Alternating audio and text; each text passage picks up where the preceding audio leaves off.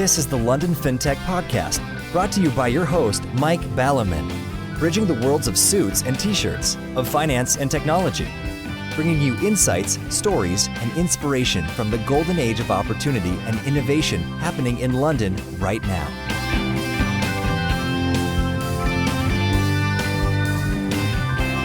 Hi, this is Mike Ballerman, and this is London Fintech Podcast, episode 20. I'm delighted to be joined on the show today by Conrad, CEO of Funding Options. As you all may have noticed, in the UK right now, the government isn't so much blowing in the sails of the P2P industry as hiring those huge old industrial turbine fans from Alfred Hitchcock films.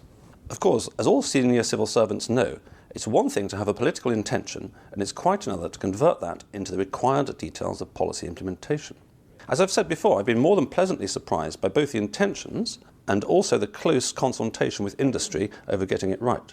Conrad and a few other key players have been busy catching taxis to and from Westminster, helping the government machinery flesh all this out.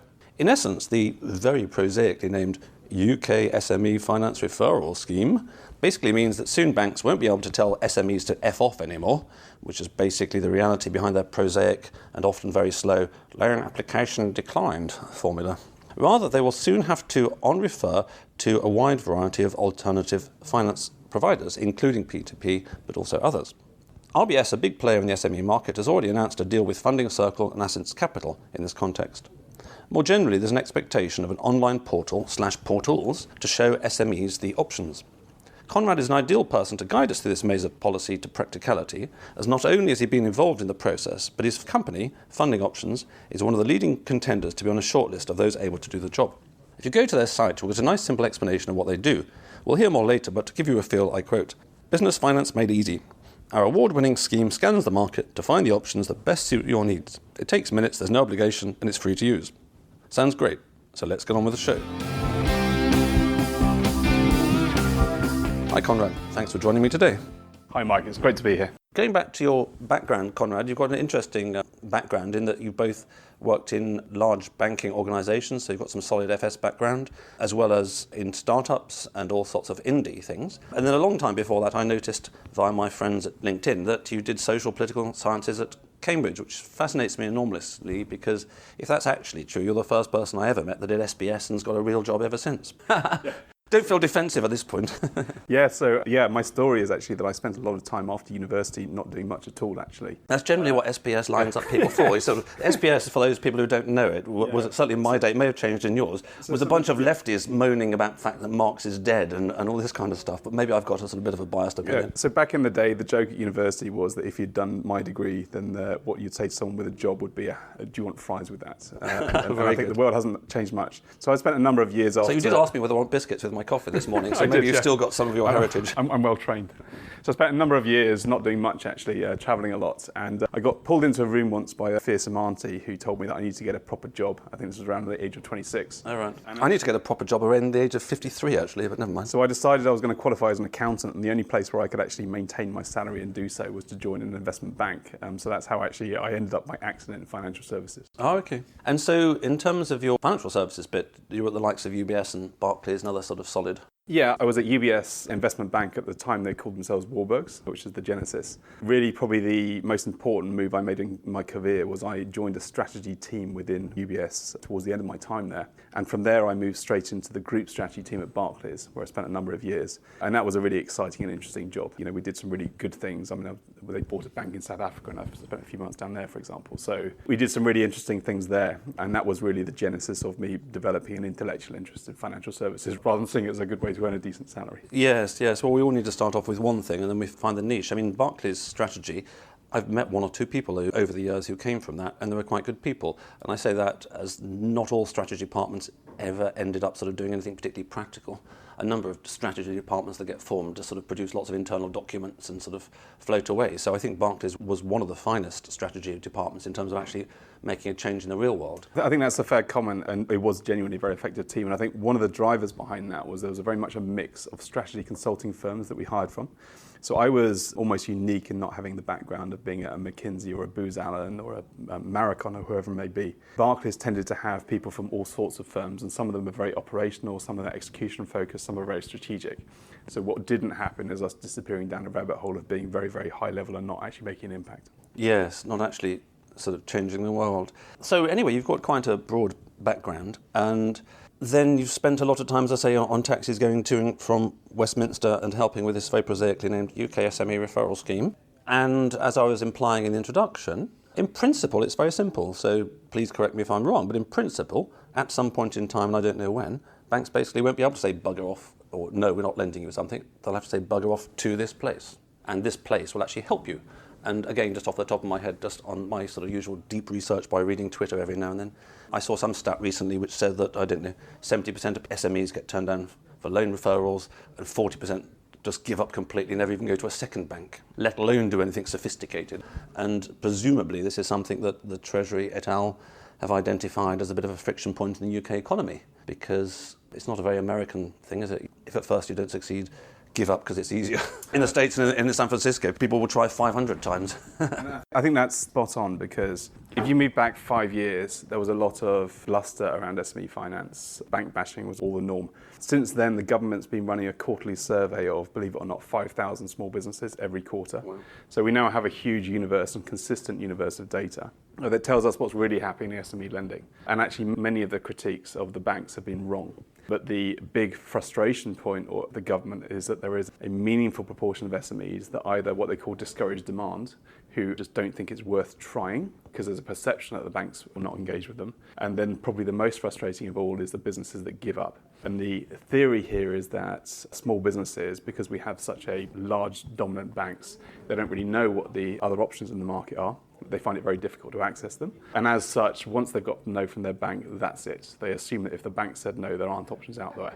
And that is the great frustration for the government, because you're talking about hundreds of thousands of small firms, many of which, if they did actually raise finance, and they could raise finance, would actually be investing in creating new jobs and growth. That's why the government's decided that they want to intervene in this market. And just on this poor awareness point, I mean, it's not just SMEs who are sort of very busy doing something else in Scunthorpe other than scanning the Fintech press. I mean, when I looked at your site recently, even folks like me who've spent 30 years in the city and constantly immersed themselves the last sort of 6 to 9 months in Fintech, even I'm not aware of all the various options that are out there. So it's quite a challenging information gap. It absolutely is. And I would say that the epicenter of this problem is working capital, which in volume terms is about half of all finance needs for businesses. And the reason it's working capital is because in the other major areas of finance, which are property and asset finance, it's pretty obvious what you need. If you want to buy a commercial property, you need a mortgage. If you want to buy a truck, then you need hire purchase or lease. So in those areas, they are relatively well served, particularly by the intermediary community, by traditional brokers. But in working capital, what you need is cash.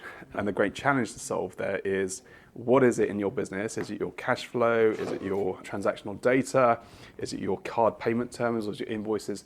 Your assets, your house, somewhere, what is it in your business or your personal circumstances that give you something against which someone is willing to lend? And that is the great challenge to solve, because there are literally dozens of ways of funding working capital. And frankly, we still learn them. We've been in the market now for a few years. We still learn them. We're still learning this market. So if you're working 60 hours a week as a small business and you're not a finance professional, you don't have a hope of accessing those options. No, absolutely. And we'll come on to that later, because I was certainly very impressed looking at your site in terms of some of the case studies of actually how you've helped businesses. We'll come on to that in the end. But as you say, if you're working 60 hours a week, you don't have a spare time to do a PhD in working capital things. I mean, I wonder where this working capital problem comes from, and I wonder how it was kind of solved in the past. And I do recall a long time ago the fact that when some Conservative government was around, that they were going to introduce some scheme whereby if you sold your milk to Tesco's by law had to pay you within 30 days rather than 3,000 days or whatever it is. I just use that as a random thing. I don't actually know Tesco's payment terms, but they have been being beaten up about this recently. Far worse than that. Oh, right, okay, yes, 3 million days later. And anyway, so Heseltine stopped that, who was a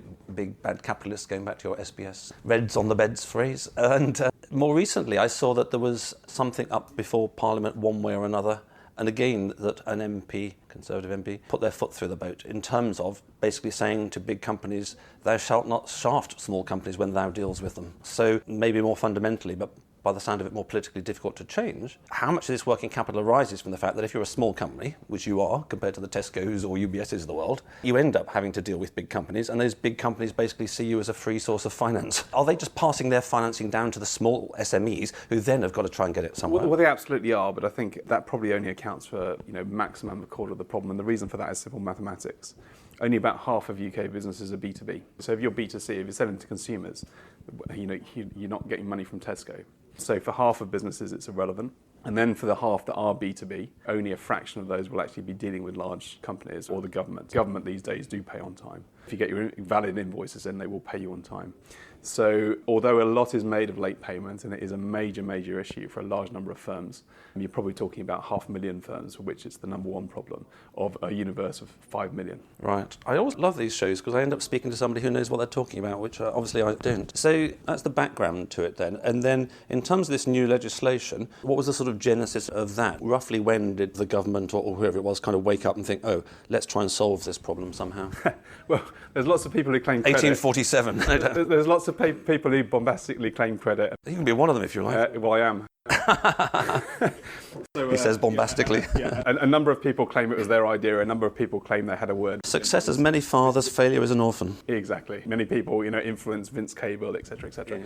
My own little tiny part in this story is, believe it or not, I actually had a meeting with Mark Carney shortly after he took over as Bank of England. Oh, right, as one does. And I won't go into how that happened. It was one of those just strange accidents of fate. And I subsequently wrote to him, and I did get a response. So that was my tiny part in this. But actually, at the heart of this was a growing understanding at the government level that they were attacking the wrong problem. Right. So which problem were they attacking then? So the problem they were attacking was a belief there was a lack of supply of finance to SMEs. Oh, okay. And one sees that in the press quite a bit, not enough lending going on. Yeah.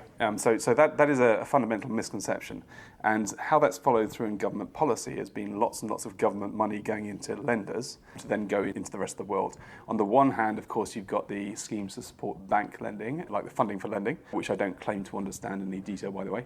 But also you've got the British Business Bank putting a lot of money into alternate lenders like peer-to-peer. Yeah, who are already doing well enough. They've turned over $500 million, but the taxpayers put money into some bank to stick more through them. Most importantly, there is not a supply-side problem in the peer-to-peer market. There is enough money out there, and most importantly, most of the money coming into lend to small businesses is not from peer-to-peer, it's coming from institutions who are desperate for yield. Just press pause on that, because I think that there is a big misconception going around, or maybe misconception is the wrong phrase. There's quite a distortion in the reporting of these things, and understandably, there's a lot of excitement around peer-to-peer that gets a lot of press attention, but what doesn't get press attention is this institutional thing you're talking about. What does that mean in practice? Are pension funds busy trying to lend to SMEs? Well, to put that in context, there is a couple of challenger banks, for example, that set up operations to lend to businesses about the same time as the peer-to-business lending industry came about. And they've individually both lent more than the entire peer-to-business lending. Okay, which ones are those? You mean not Metro Bank, because there's High Street Bank, Virgin Money's... Actually, Metro do SME lending. I'm talking specifically about Aldemore, which is backed by Annika, a private equity firm.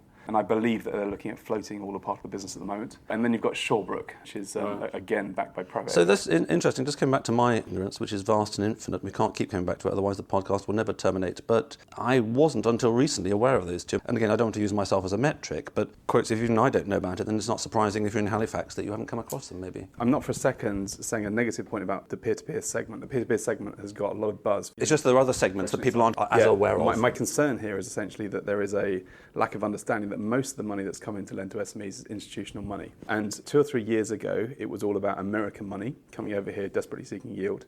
What I'm hearing is that at the moment, Asia Pacific is where a lot of money is coming from. So there are people queuing up to lend to UK SMEs because they are desperately want yield. I think I'll have to tweet that next week. There are people queuing up to lend to SMEs because that is not generally the perception, is it?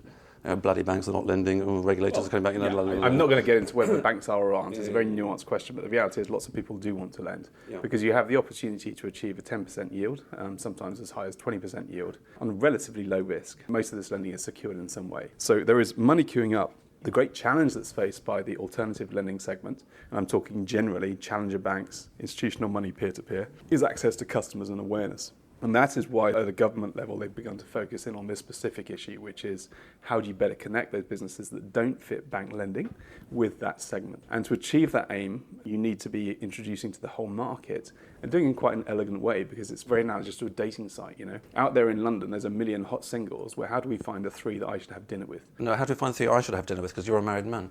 Good point. We'll go back to finance if you like. We can talk about that off the record. It's been a long-standing problem of mine of filtering all these millions of women out. Fine. So it's a very similar problem. There are literally hundreds of SME lenders in the UK. There are literally hundreds, and there's dozens of products.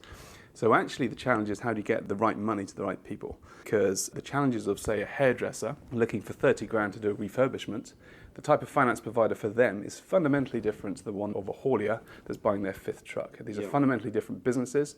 How you finance them is fundamentally different. So just pressing pause, so I understand that bit, and then my understanding has always been that, so Deus Ex Machina on that, in one mighty band they were free, you have an intelligent portal.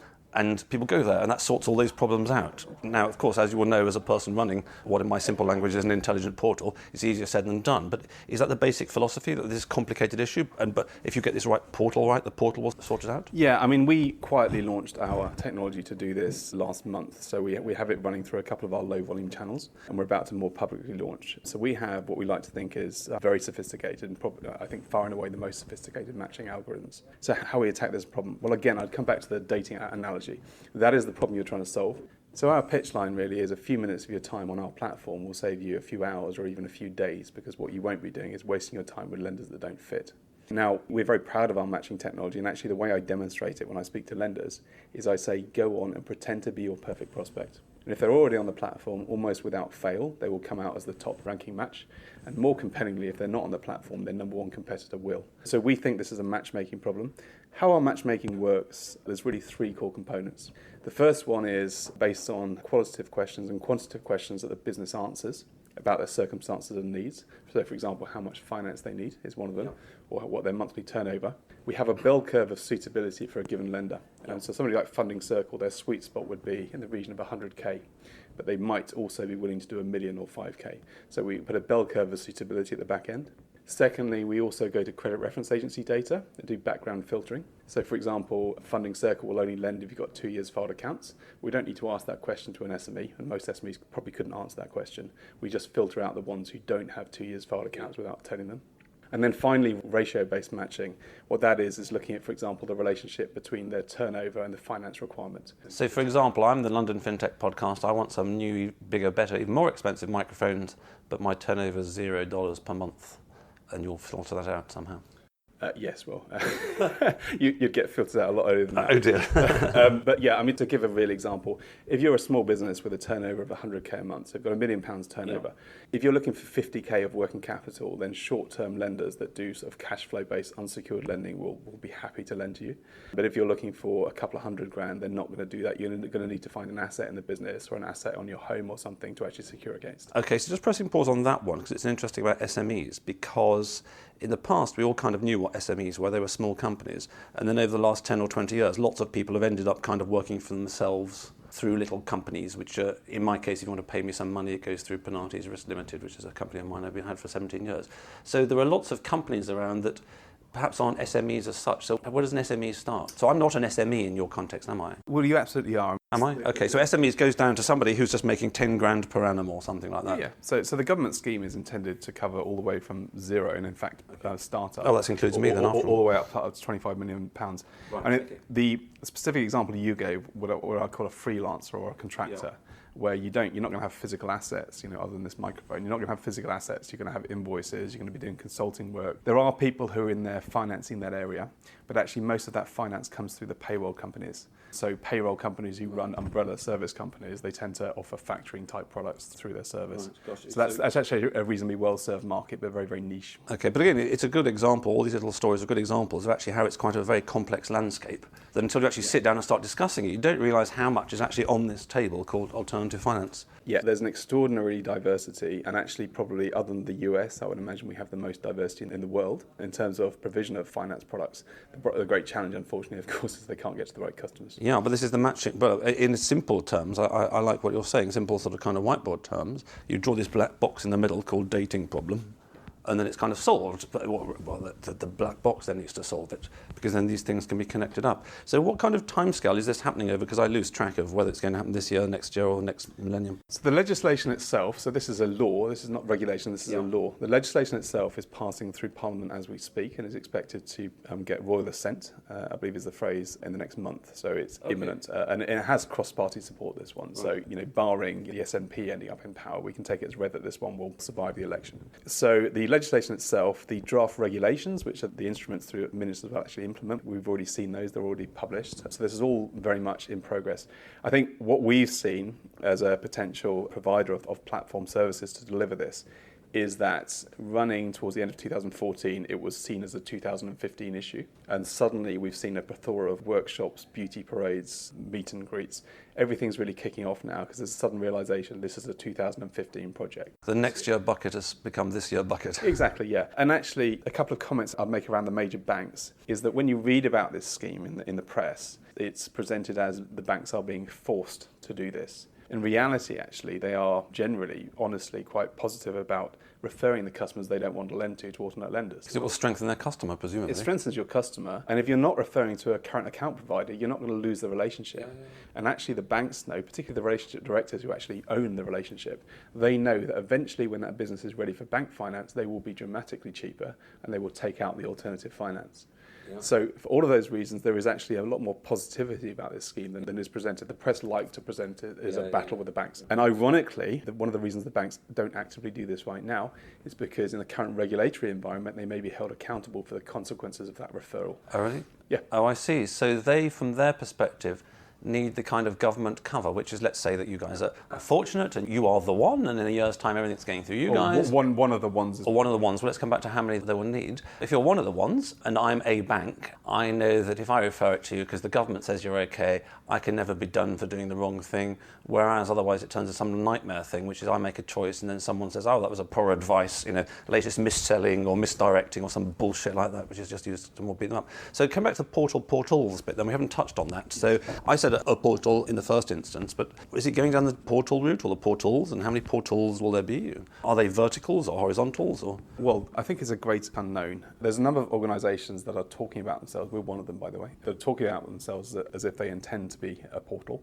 One of the things that interests me is there's actually some very different animals out there. And we're a hardcore fintech company, so we're talking about schemas, APIs, all of the stuff that you'd expect fintech companies to talk about. Yep. Some people seem to be building effectively knowledge sites, so content sites around SME lending, and also talk about themselves as being portals. So I think we're at a stage now where nobody quite understands what a portal looks like. Yes. I anticipate that we'll have expressions of interest and then shortlisting and then a process that will look very similar to a government procurement process. But all of that is expected to happen in the next few months.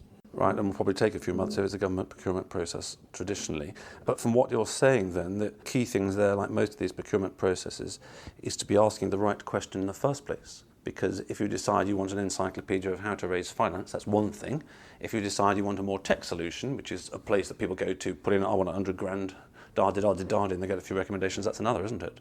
And worst of all, if you haven't decided between that or any other models and you're pretty vague about what you want, the process itself is going to be a bit confusing, isn't it? Yeah, and I think one of the reasons the government's kind of opened this up as a problem and looked to the private sector is a belief that we needed to give innovation to actually solve this problem. Yes. There have been attempts to create filtering sites. So there's bank ones, there's government ones, yes. and all of them are actually relatively inelegant and very, very brutal. So, to use a real example, if a lender says we'll lend between 10k and $1 million, it'll be a yes if it's anywhere in that huge boundary. Whereas, to actually filter through the market, you need to be much more nuanced. A good commercial finance broker has an extraordinarily good understanding of the lending criteria of the lenders they introduce to.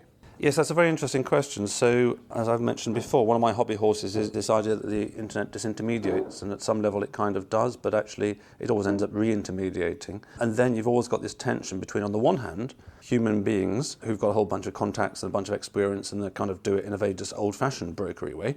And on the other hand, you've got this kind of tech solution where you've got a clever piece of IT and it does it. And actually, rarely these days can you be an old-fashioned broker with a Rolodex, or rarely can you be like 100% without needing some human being? There's always a spectrum of solutions there. What I would anticipate will happen is that certain areas of the market will be unchanged by the internet, will barely changed by the internet in 3 to 4 years. Like Lloyd's insurance market being one of them. Whereas, smaller ticket, working capital, high volume stuff, I would expect in commercial finance certainly to be attacked online. Okay, so that's one way of splitting up the portals then, isn't it? In that kind of way, which is different types. Here is a mortgage broker, here is an online. I actually think the government is taking the right approach here, which is basically say to the private sector, how would you solve this problem?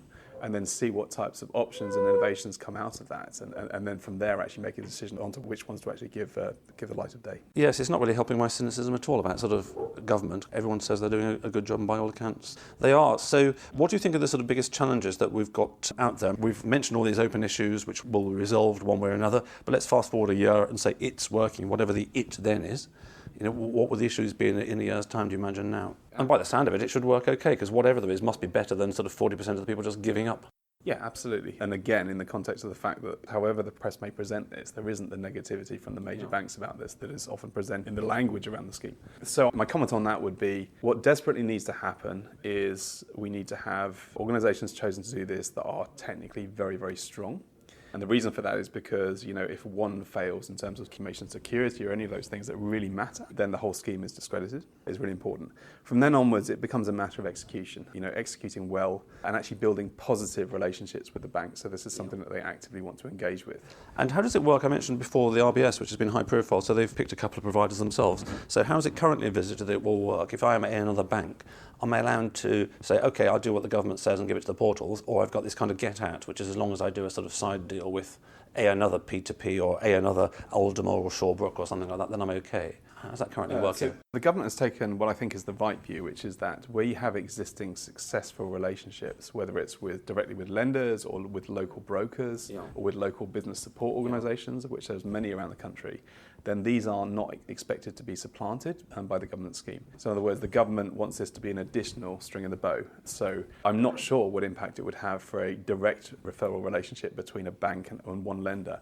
But what absolutely won't happen is replacement, for example, of a referral scheme at a local level that says that we refer all our rejects to this business support organisation. Well, that's what I was kind of thinking, because it does undermine it. Now, Funding Circle and Assets Capital are very good businesses. I've got a lot of respect for, but in a sense, you're not really solving the problem. If you go to RBS and in the past they say yes or no, you've approached one. The new thing that they're going to do, you will end up approaching three, and 3 is 3 times better than 1, but it's not the kind of like the 1,000 you might find through a portal, is it? Yeah, well, look, if that doesn't work, then they'll be required to use a portal. Right. Oh, I see. I see. It's complementary. Complementary, not alternative. To my mind, it's only a fraction of the time that if a term lender has rejected a term loan, it's only a fraction of the time that it will make sense to refer to another term lender. So the success in this market of getting small businesses finance is opening up a diversity of different ways of lending. I've been very positive about the banks, so I'm going to make a negative comment now.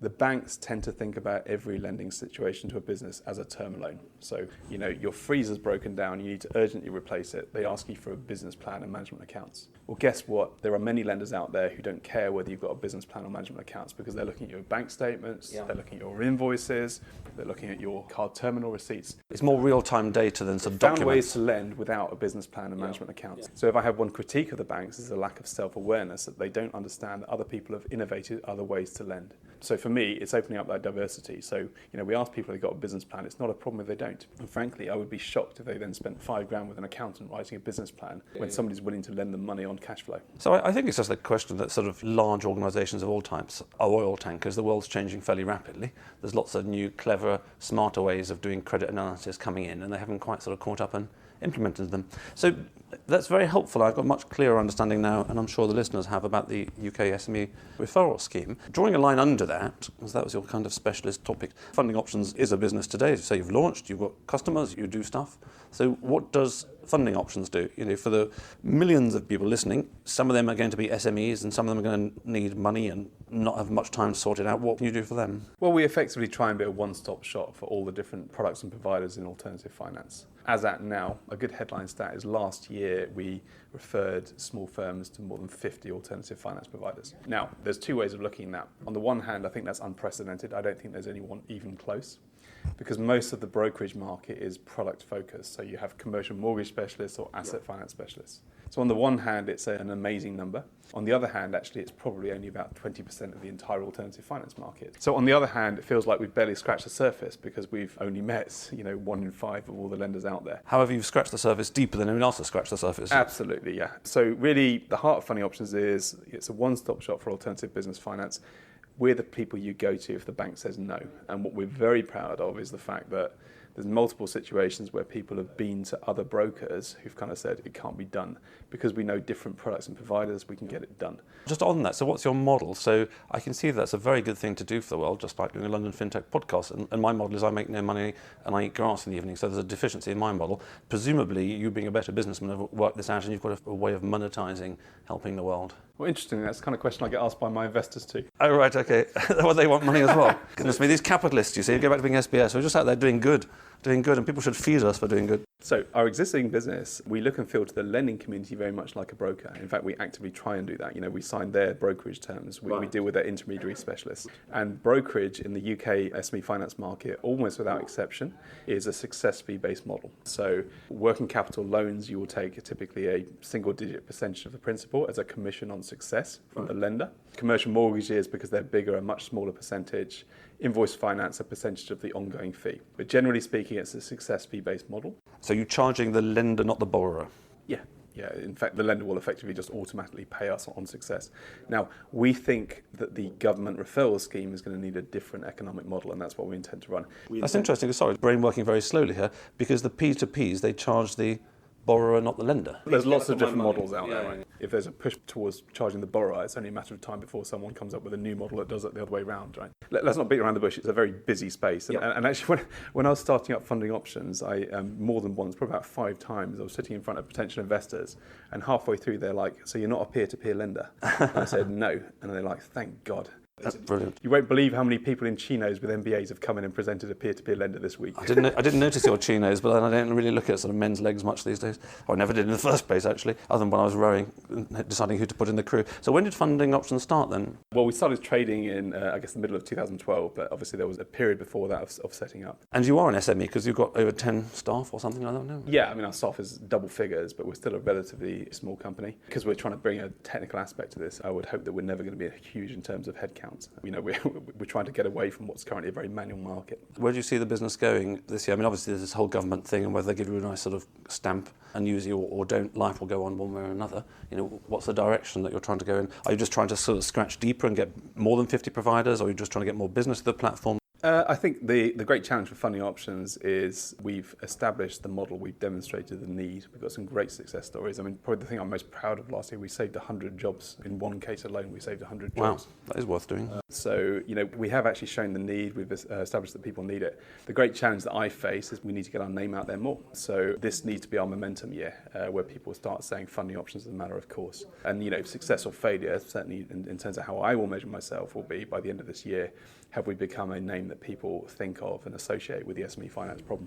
Yes, and it's very interesting because, I really like what you're doing and I can see it's very valuable. And not too many people, putting it mildly, would be on my sort of short list if I was the government, and I didn't know anywhere near it what you do, but there aren't many out there. Whereas, for example, there are about 60 peer-to-peer lenders out there. There's much more. And one of the problems that I've seen generically across the whole of fintech is that anything that's trying to interface to SME has got the sort of broadband equivalent of the last mile problem, which you can get to quite a long way, but actually then getting to whatever there are 5 million or 10 million SMEs out there is quite a difficult business development problem. It absolutely is. And that's why people are signing up with software packages and all that kind of stuff to try and do FX brokerage. This isn't just a comment on SME finance, this is a comment on the micro-business segment generally, which are extraordinarily difficult to market to. And actually I spent a number of years in a division of Barclays where this was a core issue we were trying to solve using the distribution capabilities of Barclays.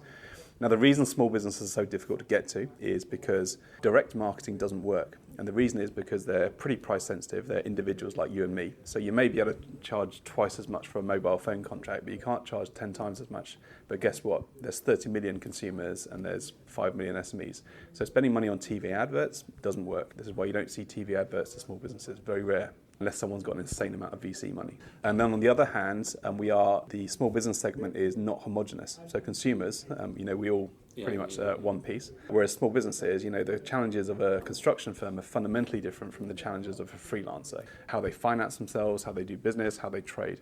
So for that reason, you have a smaller segment that's not as homogenous, and any kind of direct marketing is very, very challenging. Which perhaps goes back to, I'm just thinking of sort of Dad's Army when I was a kid, and Captain Mannering as the archetypal old-fashioned business branch manager, which perhaps goes back to the fact about why, one of the reasons from business banking perspective anyway, why the banks had branches in the first case is that Captain Mannering would know all the local businesses in Warmington-on-Sea, Jones the Butcher and all that kind of stuff. So there would be that last mile connection. Now everybody's gone down this kind of tech route and trying to sort of live within the M25 and all that kind of thing.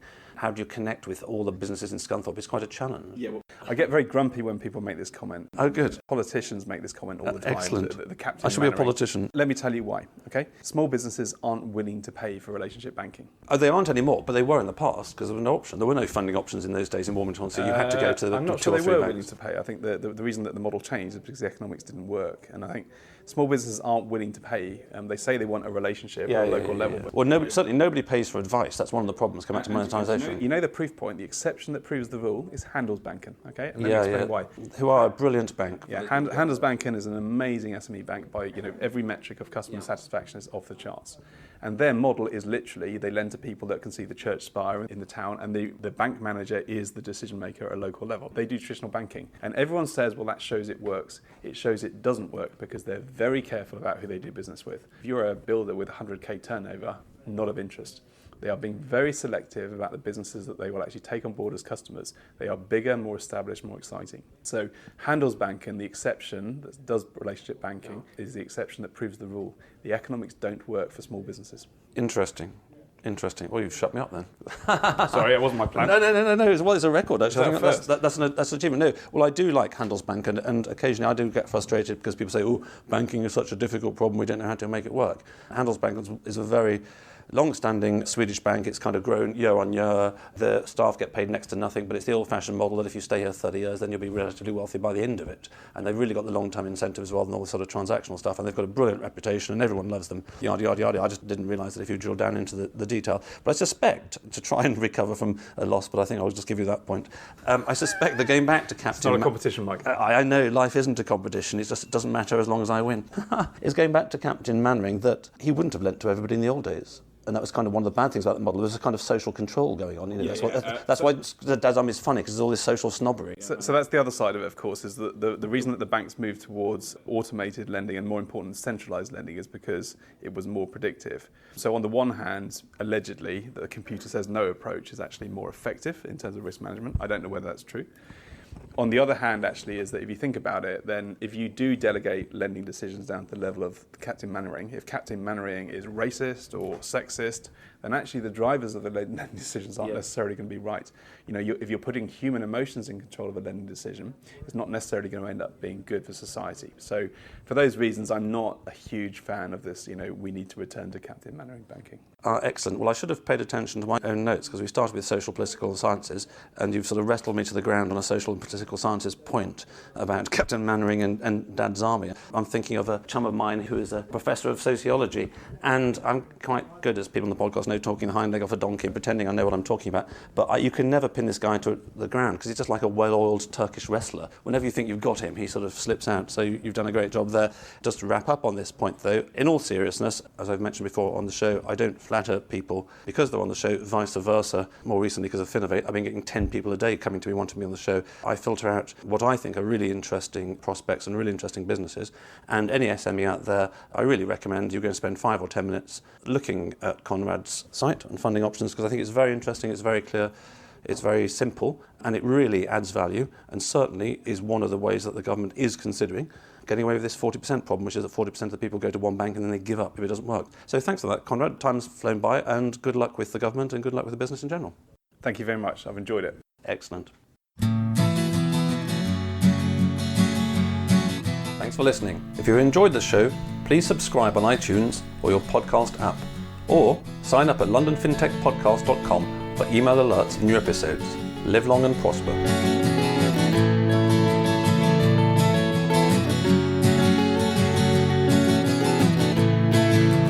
We could sit and bend there all day, watching the firelight dance, watching the firelight dance.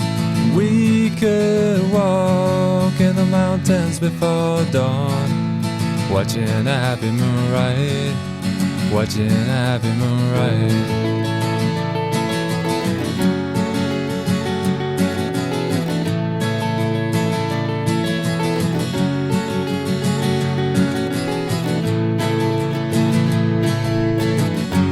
Come away from the city, with the tarmac so dead and the people so sad. Come away from the city, with the faces so grey, with the pain of the everyday.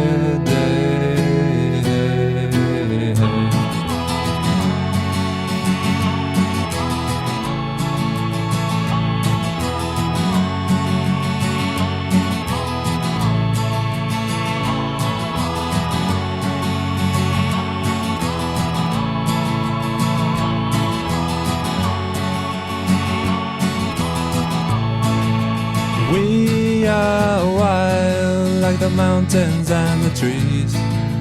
Can you see what I mean? Can you see what I mean? We fade in between the earth and the sky. Kiss the city goodbye, wave the city goodbye, wave the city goodbye. The city goodbye. Watch the firelight dance with me, watch the firelight dance with me, watch the firelight dance with me, watch the firelight dance with me, watch the firelight dance with me, watch the firelight dance with me, watch the firelight dance with me, watch the firelight